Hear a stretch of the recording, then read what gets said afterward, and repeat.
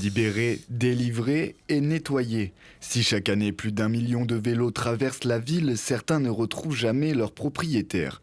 Dans une opération coup de poing, les services de Grenoble parcourent les zones ciblées en amont pour en retirer les carcasses de vélos envahissantes.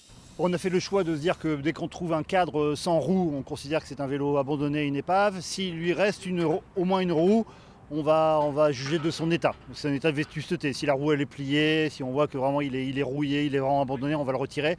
Dès qu'on a un doute, on laisse le vélo sur place. On a du bruit autour de nous parce qu'en fait les agents sont en train de retirer les quelques vélos. La ville agit régulièrement au cas par cas pour retirer les épaves de vélos signalées par les habitants. Cette fois-ci, l'opération est bien plus radicale. Sur le parvis de la gare, ce sont 27 vélos qui sont décadenassés à la disqueuse et à la pince. Une manière de libérer de la place pour les cyclistes.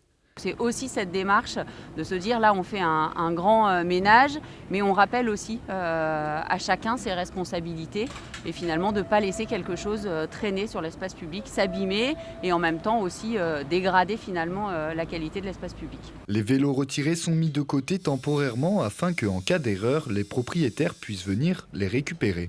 Dans une démarche donc de mise en place du tri et puis de valorisation de la matière. Si jamais ces vélos ne sont pas récupérés par les usagers, nous on les mettra donc dans des filières de recyclage afin que les vélos soient réutilisés, soit pour que des vélos soient refaits avec les vélos existants, soit tout simplement pour réutiliser la matière, donc le métal qui est présent. 70 vélos avaient été identifiés par les services en amont de l'opération et sûrement un peu plus ont été ramassés. Une première réussie qui ne risque pas d'être la dernière pour la ville de Grenoble.